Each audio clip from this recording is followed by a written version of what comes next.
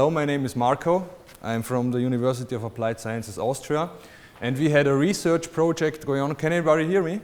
Okay, we had a research project going on during the last year where we did some research on the topic of generating user manuals for applications. So, as we heard already today, for everybody who was part of the Eclipse Oomph Pro talk or anything else, developers don't like documentation. They don't like documentation in any case, and there even exists some Stack Exchange and Stack Overflow topics on whether it should even be the task of a programmer to do documentation, because they really do absolutely not like it. And this is on the one hand true for the developer's documentation, and it is even more so true for the user documentation, all right? So what I'm talking about, not to get any misunderstanding, I'm not talking about documentation focused at the developer, but on the buyer of your product, okay? So just like something, you buy this camera and you have to get like into using it, not into building this camera or something else. And our research project was for doing user documentation for an E4 based application, all right? So this generally bears the question whether a user manual is generable at all. There has been some research effort on the topic. A long time ago, there are concepts originating from Donald Knuth with literate programming and stuff like this. And these papers are quite old, and they found partial solutions. However, we still have a barrier which exists in programming, for example, that we do not have a comprehensive model about the code telling us about what all the classes do. You just write classes and you write everything, but there is no single connection to everything you have there, and that it's still an open problem of combining your user documentation with your development lifecycle. What we did there was, firsthand, we took the Eclipse application model. Everybody of you is familiar with it, I guess, and we found out that this application model closes this gap. Okay, because it provides us with the necessary information about what most of the user interface classes are about. In order to get this one into a setting, we had to categorize the entities living in this application model into several areas, like whether these are action initiation entities, which is, for example, the button you create in your application, whether there are action execution entities, which is a command, for example, a command class, a visual adjustment entity, a perspective, a view, something like else. It represents what you see. And then there are dynamic entities, like dynamic contributions and stuff like this. Okay? So, what is it that we did? Okay, so if you write your application, so obviously our solution is targeted at small and medium enterprises, because in any big enterprise you have a dedicated documentation team whatsoever. So this is dedicated to small teams that cannot afford something like that. So we try to integrate all the documentation stuff into the development already. So if you create any entity in your E4 application model, you always have a reason to do so. Okay? This reason originates out, for example, of a user story you have. You have a certain requirement which brings you to the fact that you want to implement this stuff. So we started to put this information into the application model by providing an editor where you could write down the reason you are creating this element, okay? And for a command, we even edited information like what should be the post condition after executing this element. So you're just embedding anything you're already doing into the application model itself, which gives you a documented application model. So it's just the natural way for the things to go. After generating this documentation, this documented application model, we have the possibility to derive lots of information out of it, okay? Because there is already a lot of information deep within the application model by all the combinations. If you combine the button with the command handler and stuff like that, we already know where you call a certain command, such that we can derive how the documentation should look like, okay? In order to satisfy the scientific requirements, we were looking for a standardized solution for doing user manuals, which we found in an ISO specification. There exists actually an ISO document telling you what should be part of a user manual. I did skip this part out of the documentation, but if you want, you can go there for yourself. So the solution generally looked like that. You have the documented application model, which can exist out of a single product, which is an intern based out of several features whatsoever. And you take this, enrich this information, and you just put it into a templating system. Okay? And we provided such a templating system that conforms to the ISO specification.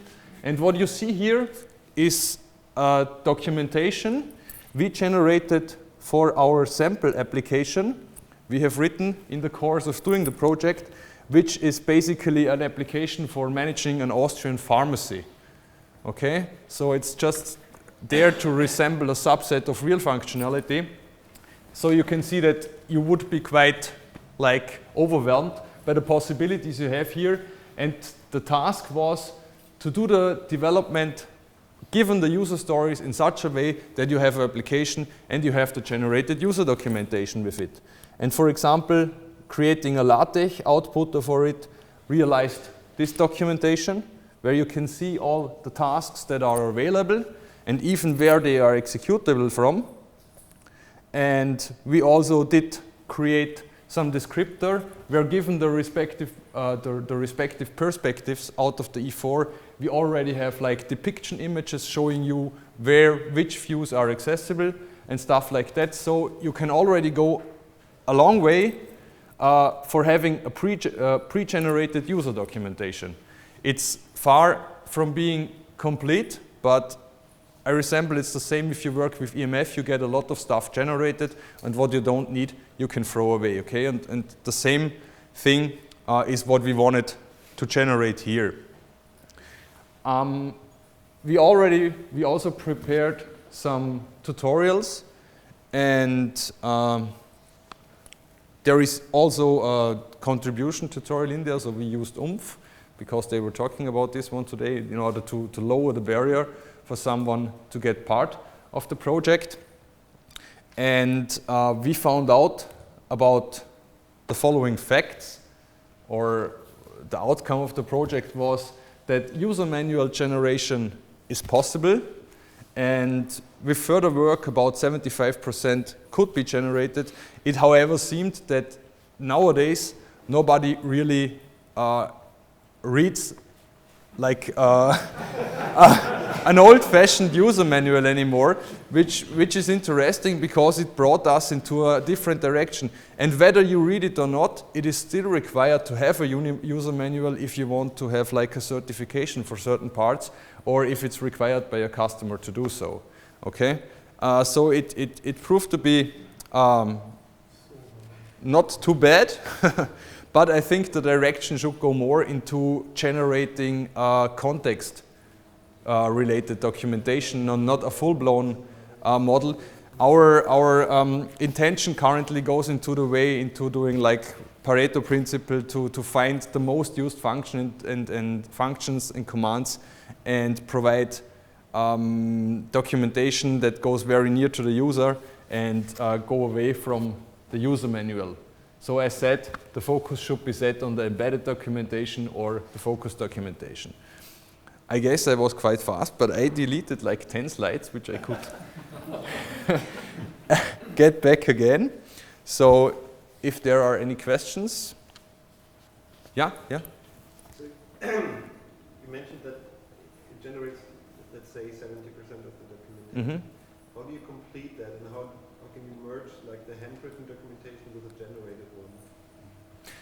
Well, it depends. You can write, we call it an outputter for everything. Currently there exists an HTML and the LaTeX outputter. So basically, if you do a one-shot, you get a pre-filled document that conforms to ISO and has a lots of parts in there. So you don't have to care on how to write the documentation, because you even get the structure of the documentation and you just have to add the rest of it. Or you can add the information to the model. So we could add like new attributes, which in turn could go back into the generated documentation again. So the last task we were working on is we wanted to combine it with intent, such that we have a living connection between the user manual and the documentation, but unfortunately funding ran out. So we had to stop there, but it just depends on what you make out of it. So generally we have at the moment we have a single shot generation, but you could well use it as a starting point for doing like a synchronized documentation part. All right? And when you say don't touch the generated code, so I think it applies here also. You don't want to touch the generated documentation by hand and modify it. So what are the possibilities to customize the generation that, for example, I want to add a screenshot to my user documentation. How can I achieve it without having to modify the generated output and then I cannot regenerate again? So you have some possibility. Yeah. Currently, we did the documentation generation on the model only. We did not execute it, but there already exist tools for unit testing, for example, which take screenshots. So given E4, you could at any point start such an application, like do a CSS marking of the action initiator, which is, for example, the button.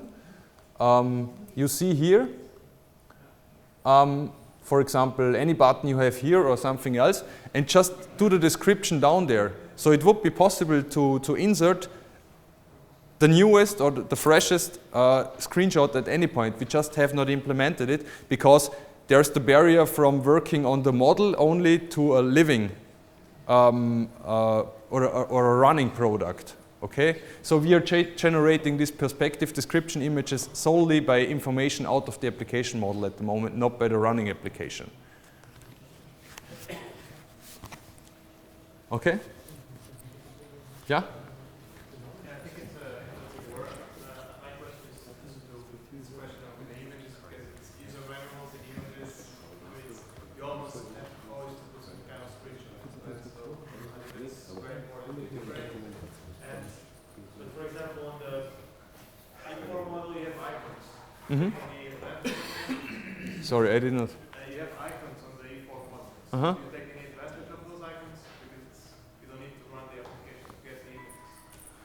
Yeah, no, we currently did not, but sure, you could, definitely. It's there, so Yeah, you could embed it. Yeah, we did not think about that. it's like from the commands. Yeah? You press Okay. it, you'll see this. Yeah, if it's defined, if you have like the originating items defined. Okay. Thank you. Oh, I have to give you the mic. Mic. Mm-hmm. I think it can talk loud enough. No, it's for the recording. Recordings. Yeah.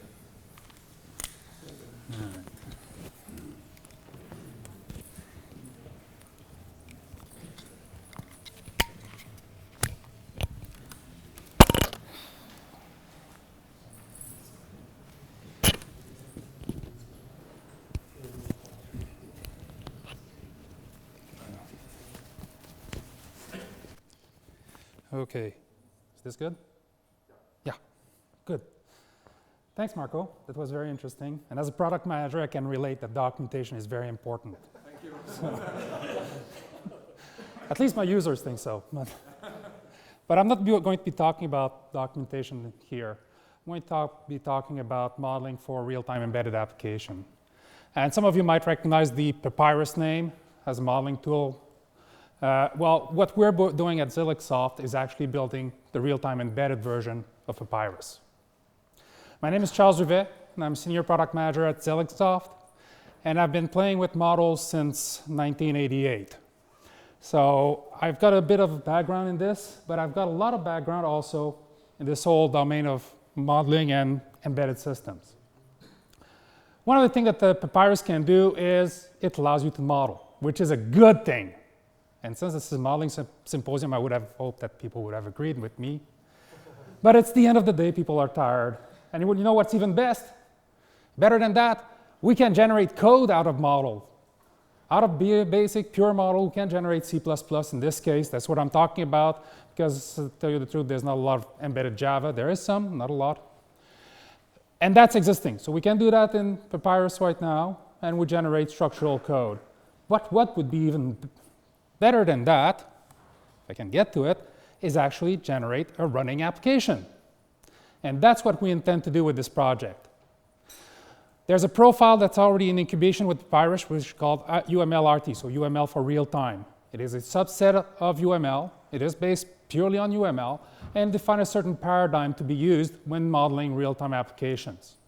It defines stereotypes such as a capsule, which is the basic block of execution. Capsules talk to other capsules through ports that are connected through connectors, all UML concept. Capsules have associated state machines that fully define their behavior as a result of receiving those signals on the ports. As part of the state machine, they can also send other messages to other ports and therefore have a complete system. The advantages of capsules is that they have a very specific semantic. They are always run to completion. So the model that we've got is that if a transition is started in the state machine, it will not be interrupted until it reaches the second state. What that means is that if you think of a capsule as an entity, it's really a very lightweight thread. Maybe a fiber if I'm reaching a lot, but that's the concept that we're trying to do. Capsules can be put on controllers, and controllers are the actual threading implementation of the model. So we've got this whole hierarchy where we can actually design all those models. This is not new technology. The principle that I've just explained were written up in a book called Room, which was published in the mid-1990s.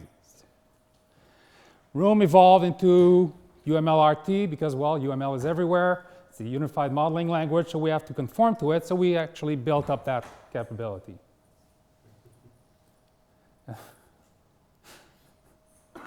This is what it looks like. I already talked about capsules. They're on top. There's connectors. There's ports. The ports are typed. Could you go to presentation mode? Oh, that would work better, yeah. Thank you.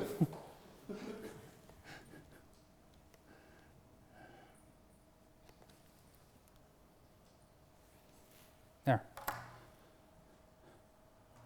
Much better. The only thing I see is my screen, so it's more legible, but that's better. Very simple example here. It's a ping pong. So the only thing is it sends a message back and forth between the two. And actually I have this model running right now. If somebody wants to see it, it'll be after the symposium, mainly because it's running in a virtual machine and it takes me a while to run it and it slows down the whole computer. Oops. So what do we have today? We've only been working on this for about 2.5 months, 3 people full-time, so we're not quite there yet. We've got the UML-RT profile, which was already in Papyrus, so that's a good thing. It's still evolving, but it defines all the structure, behavior that we need, so the capsule stereotypes, the protocol stereotypes, a whole bunch of things. It also defined constraints, so we do have OCL constraints in our profile, so you can't do really stupid things, hopefully. And we do have validation associated with it. So you can run and validate your model to make sure that it conforms both to UML standards, but also to the UML-RT paradigms. We do have a UML-RT to C++ code generator. It is very simple at this point. The only thing we can do is the structural stuff, so capsules, protocols, ports, and connectors. It also does a behavior. So it will take a state machine, and one of the things about UML-RT is it allows hierarchical state machine. So you have state that contains states that contains states. But in order to be able to run that properly, we have to flatten the state machine. And we have code that does that, and we can flatten very complex state machines so that they become big case statements. And one of the things, however, is that we need to differentiate where we do all the modeling and where it's actually better to write code. And we've discovered that the best place to write code is in transitions. So if you have something specific to do, you can do it in opaque actions as part of transitions. And that's where we put our code. We put them, in this case, in C++ opaque actions. But I'm going to talk about that later on. We're also looking at other avenues. And right now, the runtime services. So it's very nice that we can create the C++ code, but it has to run on hardware. It has to run on an operating system. And real-time embedded systems will have multiple hardware, multiple operating systems. So we need to abstract out the OS, the hardware, but also have a layer that conforms to UMLRT. And that's our runtime service layers. And right now, the only thing we've got are the basic services. So wired communication, timers, but we also have representations for all the elements that I mentioned before, capsules, protocols, controllers, and so forth. Also, our first target is Linux. Tomorrow, well, we want to push that as an Eclipse project. Now I already started writing up all the stuff. We'll see if we get it approved, but that's our goal. All of this is going to be open source, which means that everybody will be able to have access to it. It'll be easily modifiable. We're going to continue our progress towards full UMLRT support, so complete the structure and behavior generation, start dealing with inheritance, multi-threading. Multi-threading is a very interesting one, especially in multi-core applications. So we do want to be able to handle multi-cores as part of the model. We want to get back away from the complexity of UML and create a full UMLRT DSML on top of it. And we're using all the capabilities, the extensive capabilities of configurability that exist in Papyrus to do that. And of course, improve the runtime service library. With Mars, our target is Mars. We're going to have our first release in Mars. Yeah, there's a lot of Mars targets these days. We're going to have our Papyrus-based DSML. We're going to have our customizable C++ code generator, because we do realize that people want different implementation of a state machine, for example, and a customizable runtime support library. For Linux is what we're shipping, but we are going to have extension points, and we are going to be able to tell you what you have to do if you want to port to another platform. The other thing that will be provided is commercial support, training, and consulting services associated with that tool. And the reason for that is that a lot of the companies that we're talking to are very large companies. And going up with an open source tool without a support environment, without some safety net, is something that they're less interested in. Who's working on that? Well, there's Elixsoft, of course, I already mentioned that, but we're not alone. We're actually working in very close collaboration with 3 other entities. CAE List, they're the people who actually built Papyrus in the first place. We're looking at them for the Papyrus expertise, especially as far as the SML creation is concerned, but I also have UML and UMLRT expertise as in-house, as well as code generation expertise, and Mocha. Anybody knows what Mocha is? Mocha is a UML simulation environment. It runs completely in the tool, and it allows you to run UML model. At this point, it is ALF-based, so based on FUML, so the abstract language for FUML, but we want to be able to do all of that. We're working with Ericsson, who is our corporate sponsor. They're the user perspective. We're working with Millard Dallin University for code generation and their ALF expertise, as well as meta modeling, and I've already mentioned what we're talking about. I already talked about the demo. If anybody wants this running, I've got the ping pong model running. We'll be able to generate the code, compile, link, and run it. Any questions? Yes? You have to tell about code generation, and which framework do you use to generate code? It's a Eclipse framework, or it's Currently, our code generator is built in Extend 2. Any other question? Well then, thank you very much.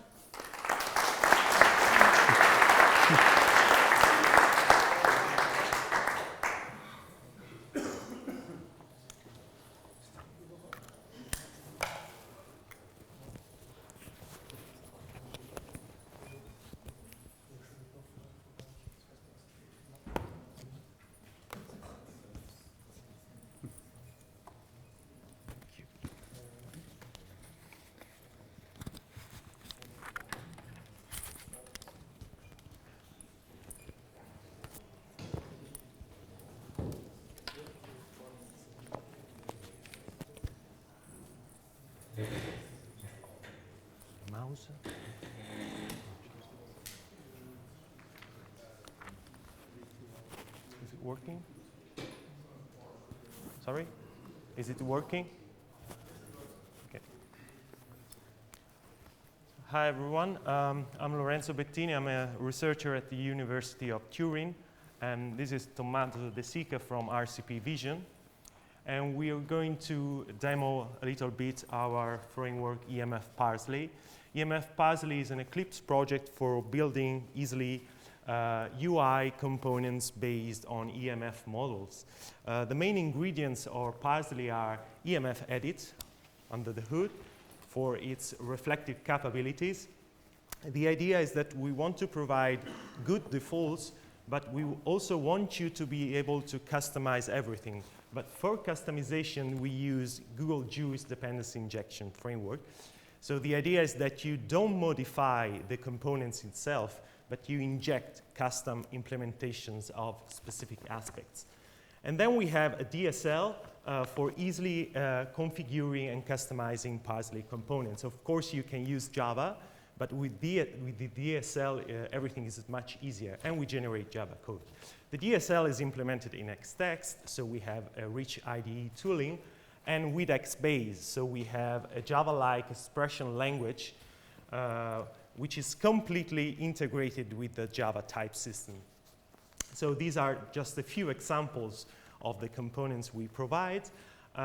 In this demo, we will see two examples based on EMF models. We don't have time to go into the details, but we hope you get the general picture of the framework. So we start with the famous library EMF model, and we will use a tree-form component that we ship with Parsley. So just with these few lines, you have a tree form, and that's the default behavior without any intervention. You have a tree, and then you have a form which reacts on selection. Another default component, another default behavior is that if you double-click, you have a dialog for customizing the properties. The default behavior is that as soon as you modify something in the dialog, that reflects in the model. So let's say that you don't like this behavior. You don't have to modify the tree form itself. You just have to specify a new Google GUIS binding. And in the DSL, we have a way to do that. You have code completion, and you also have the existing bindings, and you have Javadoc, so you can easily understand what you had to customize. So the editing strategy is now bound to another strategy. Note that you also have the automatic import inclusions. And with these, only with these bindings, without modifying the tree form, now, if you double-click on the element, you still have the dialog, but nothing is reflected unless you press OK. And of course, if you press cancel, you get everything back. Another thing that you may want to customize is, for instance, the sash orientation. Also, in this case, you don't have to modify the tree form, because we can also inject values in an existing component. So all you have to do is to inject this new value for the sash orientation, and that's standard SWT. And now you get the new orientation. So just to give you an idea that you can easily inject custom behavior. Another thing you have for free are, of course, context menus, the standard editing menus, and the standard EMF menus. And you can customize that as well in a declarative way based on the type of the node. So let's say that for the library elements, we want a submenu edit, and then we want some elements in the submenu. Let's say the copy action, the cat action. We want a separator and paste action. And we can do the same also for the EMF menu. We have a template for that because Tommaso, l'altro.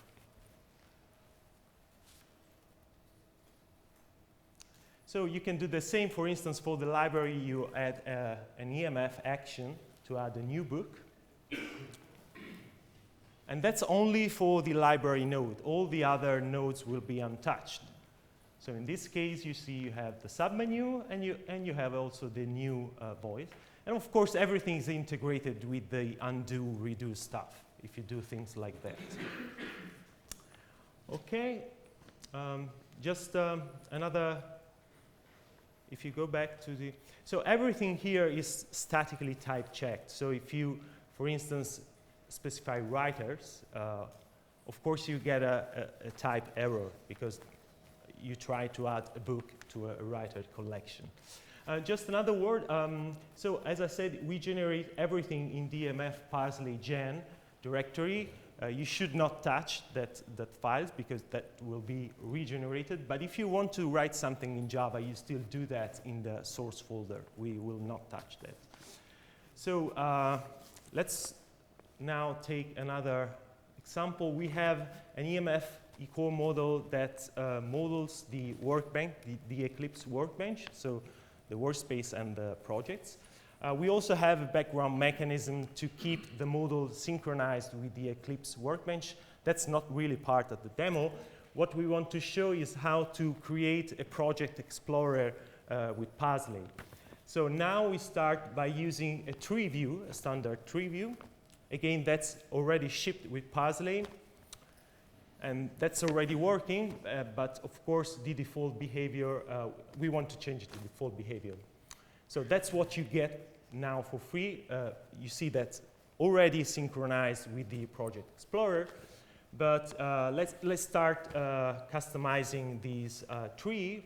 For instance, with the label provider, we want to specify different labels. Again, we do everything in a declarative way. So we specify the type, and we specify the implementation for the label.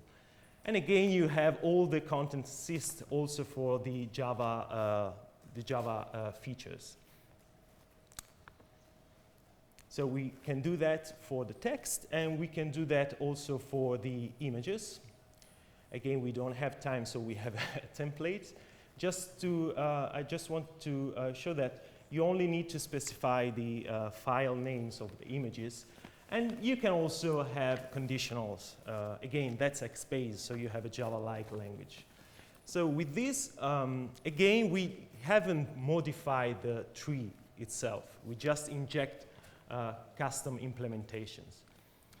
So one thing that we don't like is the contents, because there's a workspace as the root of the tree, while we don't want the workspace at the root, we want the projects as the roots. So we have a part in the DSL for the content provider. So we have to specify the root elements in the content provider. If you're already familiar with Extend, that's basically the same syntax. Okay, so you just have to take the root of the resource and return the projects of the workspace.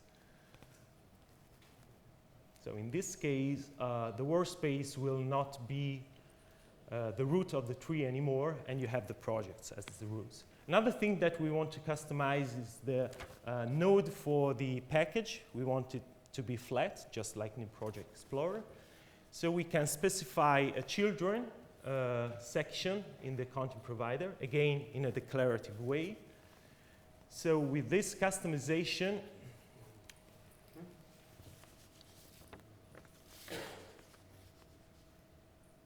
you have the flat view. So I think that's basically our demo. We try to stay in the 8 minutes. So yeah, if you have questions.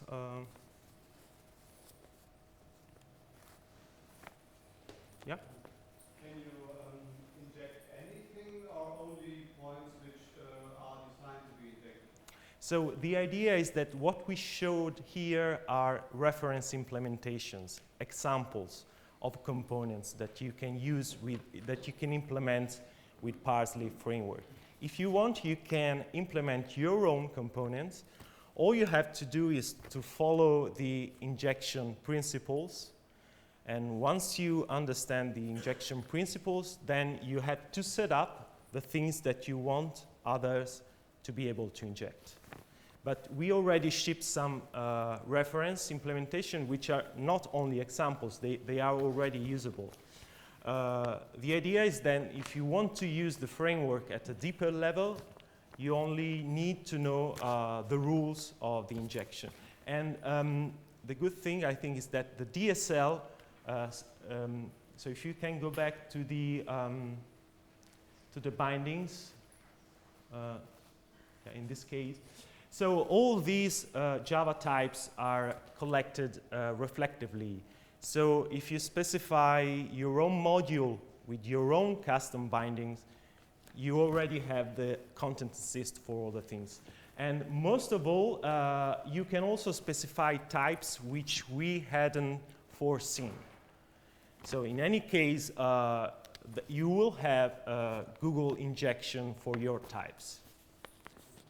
So these, we just provide some of the bindings for convenience, but you can inject everything.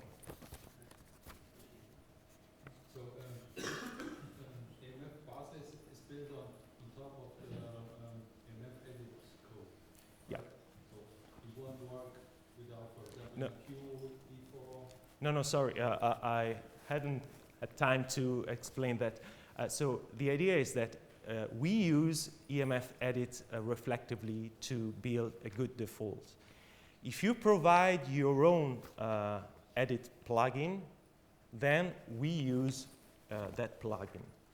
In the end, we fall back to EMF edit if you don't have any customization. But you're not forced to use an edit plugin if you don't want. In this case, you see that we also use the library edit plugin because there are already some customizations that we use in the background, but that's the fallback case. You're not forced to use that.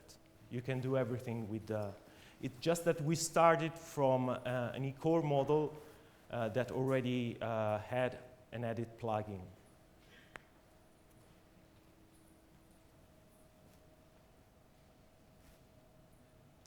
Any other question? Okay, so thank you.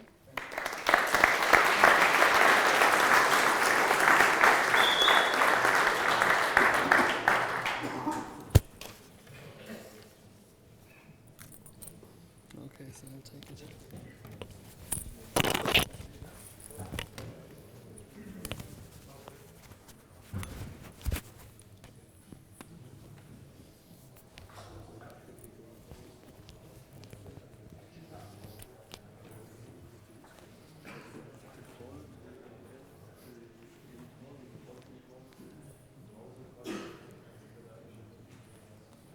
Oh. Could not switch. Das ist schlecht. Kannst du es direkt einschließen, den VGA-Stecker oder was ist das? Ach so, kann ich auch machen. Ja.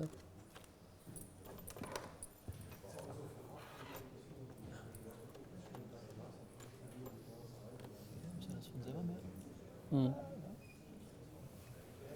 Ziemlich klein, kann man das noch? Ja, das ist sehr klein. Ja. Aber man sieht da auch nichts. Mhm.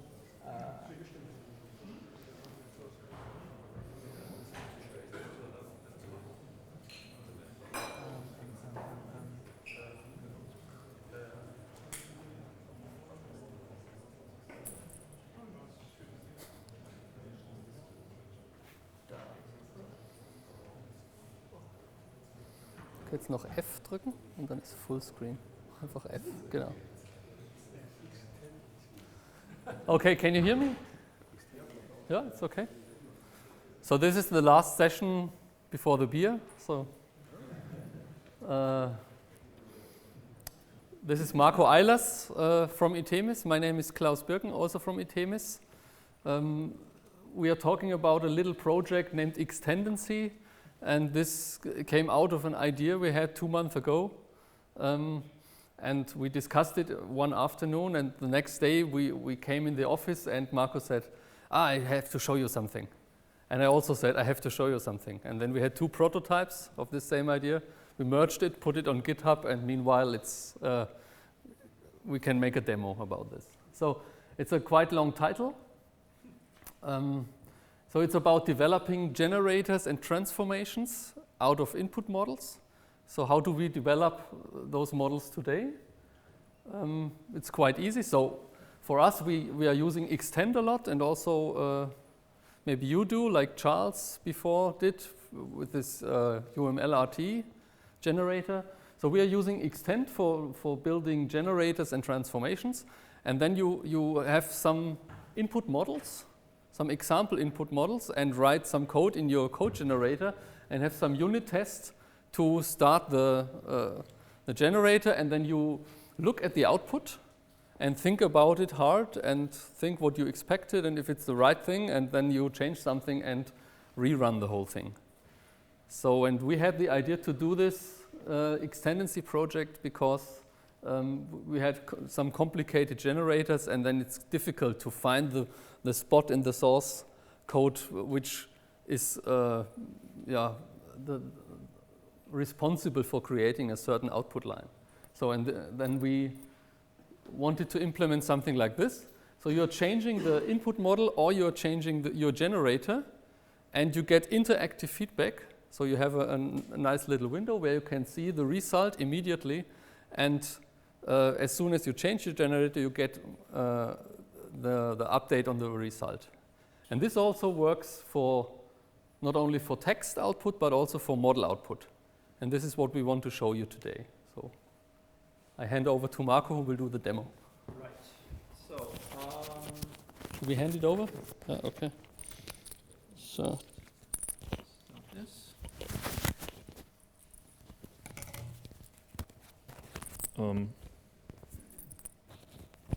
Yeah, this could work, I guess. Okay, so what we're going to do is a short demo of model to text transformation and a model to model transformation. Oh, okay, that's bad.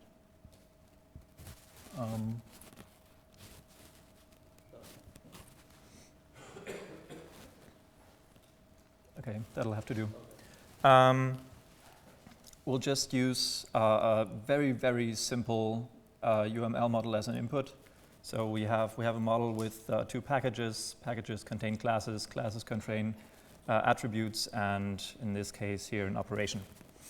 And then I created 2 very small generators. We start with it's called a Java generator. It's more like an extend-like generator that basically creates a skeleton. So for a class, it creates a class and then a method body basically without, or a method declaration and an attribute declaration, something like that.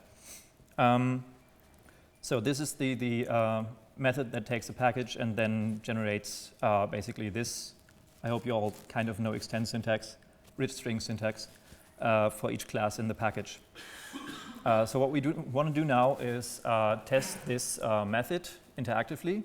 So what we say is, I hope you can see this, generate execution context. And then we get here. So this is a DSL that we use to configure how to run this method now. So we have the project, we have the class that we're in, and we specify the method, but this is all generated for us. And then we say, okay, this method takes an argument and we need an instance to run it on. So we need to provide these. This is done via XBase expressions. So I'll just copy paste it from here. Crap.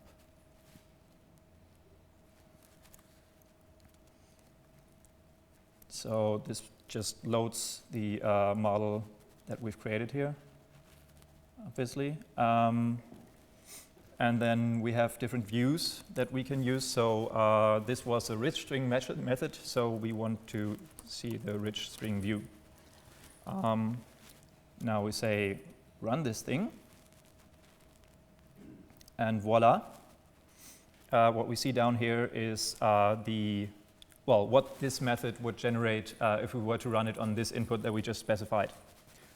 Now the nice thing is, if we change this stuff here, so for example, this is just a to-do right now, we could make it private a tape. Sorry. Something like this. So we have an actual attribute declaration and we save. And the moment we do that, it shows up down here. And this works like even across classes. For example, here we're calling a method from this method generator class, just for demo purposes. And if we uncomment that here and save it, oh right, we don't have a method actually in this package. So good occasion to show you that if we change something here, this is also simply updated. So what this here shows you is also, first of all, that this change that I just made was updated right away.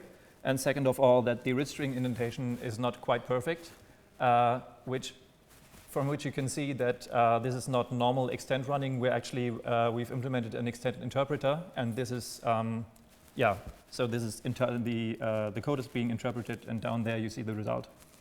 And because we interpret it, we can put a tracing hook basically in there and trace all kinds of things that we want to see. Now what you may have also noticed already is if we mark something down here, then it takes us back to the place where the statement is that created this piece of code basically. And this also works across classes. It'll also take me to the right class, to the right file. And of course, this also works the other way around. If I just mark the def up here, this could correspond to multiple things down here. So if there were several methods, then they would all be marked right now. Also works with the to-do. Yeah, you get the point. So this is it for the rich strings, basically. I said we can also do the same thing for model to model. So here we have, we basically transform the UML model to an eCom model. So UML package becomes an E package here. UML class becomes an E class, and so on and so on. So again, we have the same thing. We load the resource, we select something from it, and this time we are using the EMF view because the output is an EMF model. Again, we run it, and then down here we see the result of this method that we selected up here with this input that we specified here. And again, if we see down here, the attribute name of the package is package1. Where does that come from? It comes from here, from this line of code. And this down here, you can see, for example, this is something that we just implemented, basically. The local scope at the time of setting this attribute can be seen here. What you could also do, for example, is show a stack trace there. So how did we get to this place, or any kinds of things. Because the nice thing is, and of course, like list elements, everything is traced. The nice thing is that you can, of course, implement your own tracing providers or tracers. We have an interface for that. So you can say when I start interpreting a new X expression, or when I stop interpreting it, then, do something in the end. Some node has to be delivered back. You can put anything in there that you want to. And of course, you can also implement your own view. We've implemented an abstract generated view, is what it's called here. And that takes care of all the interpreting and tracing. So all you have to do if you want to implement that is say, okay, what does my view, what is it supposed to display, and which tracing providers does it have to use? And then you're good to go. There are a couple more configuration options. You can use dependency injection and specify that in the configuration, for example. Put it in here if you want with juice. But that's the gist, I think. Klaus, want to do some closing words? All right.